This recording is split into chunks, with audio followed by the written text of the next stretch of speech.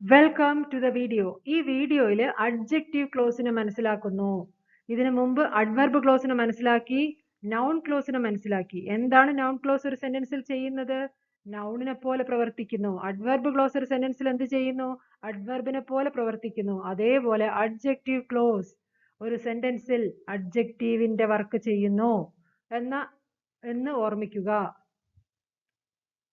An adjective clause is a subordinate clause which does the work of an adjective, so it qualifies noun or pronoun in the main clause. അപ്പോൾ adjective close എന്ന് പറയുന്നത് ഒരു subordinate close ആണ്. എന്താണ് subordinate ക്ലോസിന്റെ വേറൊരു പേര്? Dependent close. അത് എന്താണ് ചെയ്യുന്നത്? ഒരു സെന്റൻസിൽ അഡ്ജക്റ്റീവിന്റെ വർക്ക് ചെയ്യുന്നു. എന്താണ് അഡ്ജക്റ്റീവ് ചെയ്യുന്നത്? Adjective always modifies a noun or pronoun. നൗണിനെ വിശേഷിപ്പിക്കുന്നു അല്ലെങ്കിൽ പ്രോനൗണിനെ വിശേഷിപ്പിക്കുന്നു. അതാണ് അഡ്ജക്റ്റീവ് സാധാരണ സെന്റൻസുകളിൽ ചെയ്യുന്നത്.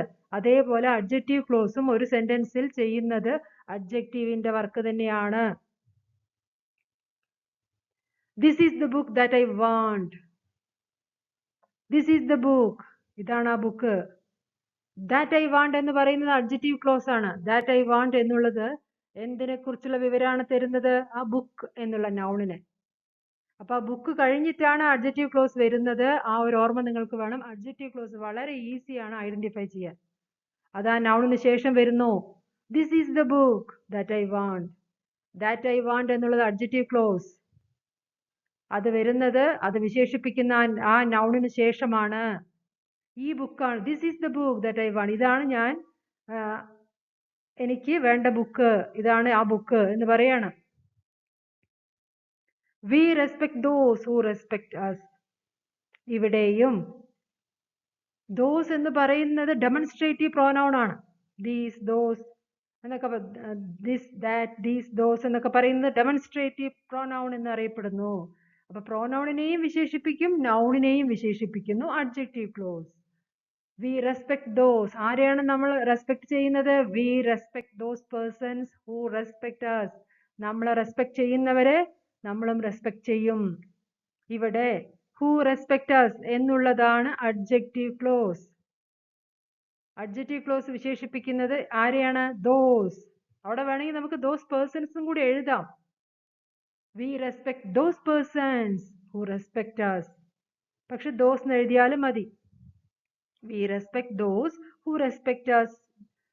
നമ്മൾ ആരെയാണ് റെസ്പെക്ട് ചെയ്യുക? നമ്മളെ റെസ്പെക്ട് ചെയ്യുന്നവരെ. അപ്പൊ ഇവിടെ അഡ്ജക്റ്റീവ് ക്ലോസ് എപ്പോഴും മെയിൻ ക്ലോസിലത്തെ ഒരു നൗണിനെയോ അല്ലെങ്കിൽ ഒരു പ്രോനൗണിനെയോ വിശേഷിപ്പിക്കുന്നു. It qualifies, it modifies, it give more information about the noun or pronoun in the main clause. അത് ഓർമ്മിക്കുക. എക്സാമ്പിൾസ് നോക്കുക. He couldn't answer the question that my mother asked.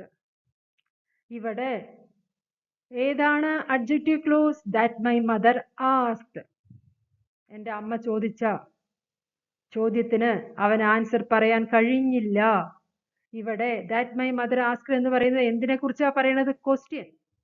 അവൻ ആ ക്വസ്റ്റ്യൻ ആൻസർ പറയാൻ കഴിഞ്ഞില്ല എന്ന് പറയുന്നു. അപ്പൊ ക്വസ്റ്റ്യൻ ഏത് ക്വസ്റ്റ്യൻ എന്ന് ഒന്നും കൂടി വ്യക്തമാക്കി തരികയാണ് നമുക്ക്.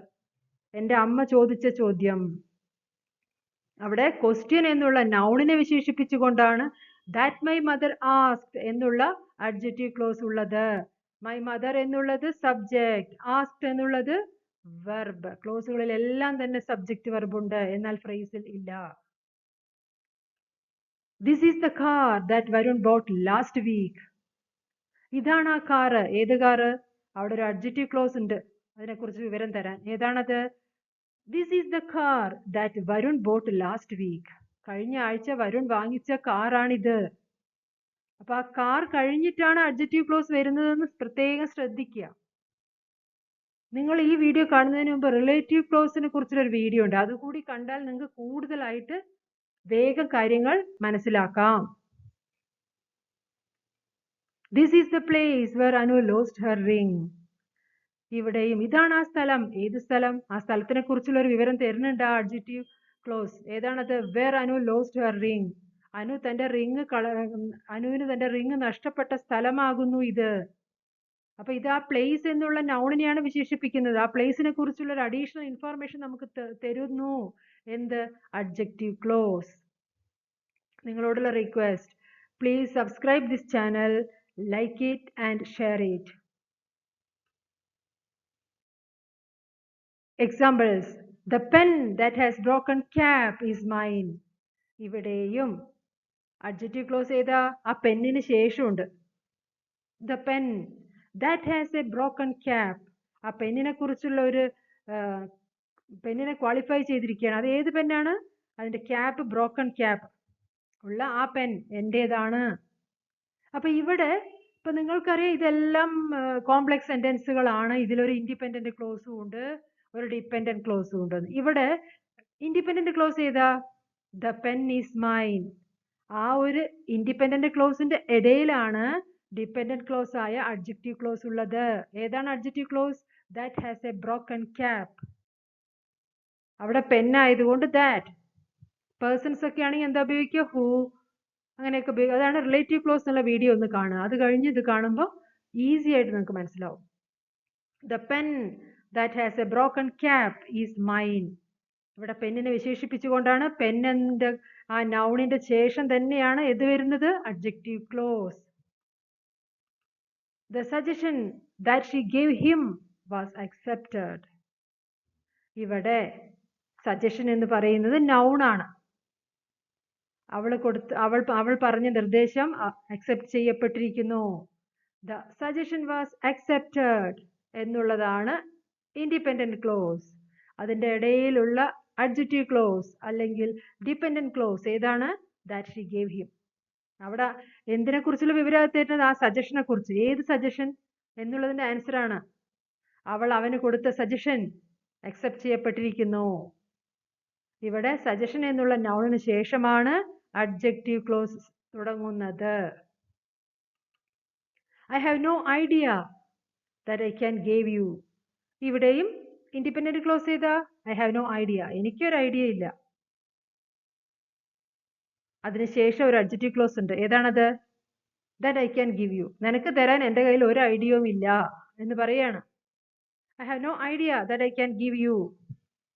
അപ്പൊ ഇവിടെ ഐഡിയ എന്നുള്ള നൗൺ അതിനെ വിശേഷിപ്പിച്ചുകൊണ്ടാണ്, അതിനെക്കുറിച്ചുള്ള കൂടുതൽ വിവരം നമുക്ക് തന്നുകൊണ്ടാണ് അഡ്ജക്റ്റീവ് ക്ലോസ് നിൽക്കുന്നത്. That I can give you.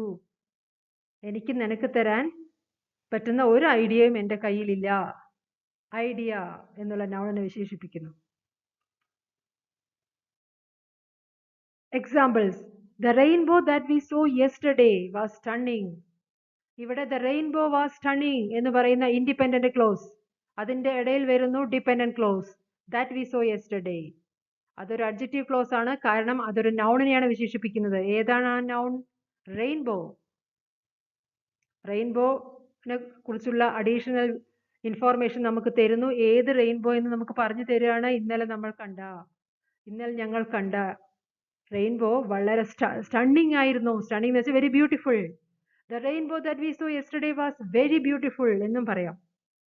The rainbow that we so yesterday was stunning. ഇവിടെ ദാറ്റ് വി സോ യെസ്റ്റർഡേ എന്നുള്ളതാണ് അഡ്ജക്റ്റീവ് ക്ലോസ്. അത് ഏത് നൗണിനെ വിശേഷിപ്പിക്കുന്നു? Rainbow. I can never forget the day when I first met you. ഞാൻ ഒരിക്കലും മറക്കില്ല ആ ദിവസം. എനിക്ക് മറക്കാൻ കഴിയില്ല ആ ദിവസം. ഏത് ദിവസം? ആ ദിവസത്തിനെ വിശേഷിപ്പിച്ചുകൊണ്ട് ഒരു അഡ്ജക്റ്റീവ് ക്ലോസ് ഉണ്ട് ഇതില്. When I first met you, ഞാൻ നിന്നെ ആദ്യമായി കണ്ട ദിവസം. അപ്പൊ ആ ഡേനെയാണ് നമുക്കിവിടെ കൂടുതൽ ആ ഡേനെ കുറിച്ചുള്ള ഇൻഫോർമേഷൻ തന്നുകൊണ്ടുള്ള ഒരു അഡ്ജക്റ്റീവ് ക്ലോസ് ആണിത്. I can never forget the day when I first met you. അപ്പൊ ഡേ എന്നുള്ള നൗണിനെ വിശേഷിപ്പിച്ചുകൊണ്ടാണ് ഈ അഡ്ജക്റ്റീവ് ക്ലോസ് ഈ സെന്റൻസിലുള്ളത്. രേഖ, who is my best friend, works in that company. ഇവിടെ Rekha works in that company എന്ന് പറയുന്ന ഇൻഡിപെൻഡന്റ് ക്ലോസും who is my best friend എന്ന് പറയുന്നത് ഡിപെൻഡന്റ് ക്ലോസും ആണ്. അതിൽ who is my best friend എന്നുള്ള ആ പാർട്ട് അത് അഡ്ജക്റ്റീവ് ക്ലോസ് ആണ്. അതിനെ വേർതിരിച്ചിട്ടുണ്ട്, കോമ ഉപയോഗിച്ചുകൊണ്ട് വേർതിരിച്ചിട്ടുണ്ട്. അതിന്റെ അർത്ഥം ഇതൊരു അഡീഷണൽ ഇൻഫോർമേഷൻ ആണ്. നമുക്ക് വേണമെങ്കിൽ ഇതിനെ റിമൂവ് ചെയ്യാവുന്നതാണ്. പക്ഷെ എല്ലാ അഡ്ജക്റ്റീവ് ക്ലോസിനെയും ഇങ്ങനെ നമുക്ക് വേർതിരിക്കാൻ പറ്റില്ല. അങ്ങനെ കോമ ഉപയോഗിച്ച് വേർതിരിച്ചിട്ടുണ്ടെങ്കിൽ അവയെ നമുക്ക് മാറ്റാം. ഇത് നോൺ ഡിഫൈനിങ് ആണ്. അത് നമുക്ക് മാറ്റിയാലും സെന്റൻസിൽ യാതൊരുവിധ വ്യത്യാസവും ഇല്ല. രേഖ വർക്ക്സ് ഇൻ ദാറ്റ് കമ്പനി എന്ന് പറഞ്ഞാൽ മതി. പക്ഷെ നമ്മൾ അഡീഷണൽ ആയിട്ട് ഒരു വിവരവും കൂടി രേഖയെ കുറിച്ച് പറയുന്നു. അതെന്താണ്? Who is my best front. അവൾ എൻ്റെ ബെസ്റ്റ് ഫ്രണ്ട് ആകുന്നു. The rainbow that we so yesterday was stunning എന്നുള്ളതിൽ ദാറ്റ് വി സോ യെസ്റ്റർഡേ എന്നുള്ളത് റിമൂവ് ചെയ്യാൻ പറ്റില്ല. അതവിടെ ആവശ്യമാണ്. ഏത് റെയിൻബോ എന്നെ കുറിച്ചൊരു അറിവാണത്. ഇന്നലെ ഞങ്ങൾ കണ്ട റെയിൻബോ വളരെ സ്റ്റണ്ണിങ് ആണ്. അത് ഡിഫൈനിങ് ആണ്. പക്ഷെ ഇത് Rekha who is my best friend എന്നുള്ളതിൽ who is my best friend എന്നുള്ളത് നോൺ ഡിഫൈനിങ് ആണ്. അതുകൊണ്ട് തന്നെ അതിനെ റിമൂവ് ചെയ്യാവുന്നതാണ്. അപ്പൊ അങ്ങനെയും ചില പ്രത്യേകതകളൊക്കെ ഉണ്ട്.